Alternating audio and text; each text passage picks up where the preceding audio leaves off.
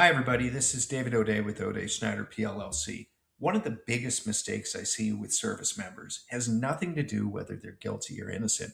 It's a belief that if they can just explain themselves, everything will work itself out. Now, I understand why people think that way. Most of us are raised to believe that if there's been a misunderstanding, you simply explain what happened and reasonable people will understand. Unfortunately, investigations don't always work that way.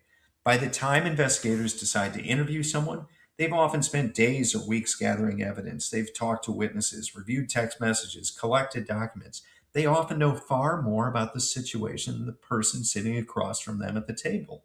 The service member walks into the interview thinking they're about to tell their side of the story, and the investigator walks in trying to answer very specific questions. Those are two very different conversations. I've seen people over the years who genuinely believed they were helping themselves by talking, but instead they were filling in gaps investigators didn't know existed or guessed about facts they weren't sure of. And in some situations, people make statements under stress and pressure that are later shown to be inaccurate. Now, that doesn't mean they're lying, but pressure is real and stress is real, and sometimes questions can be unclear. One of the most important things I've learned practicing military justice is that investigations are not necessarily the time to talk or to make assumptions or to talk one's way out of a problem. If one's dealing with a legitimate situation in which you need real legal advice, talk to a qualified attorney.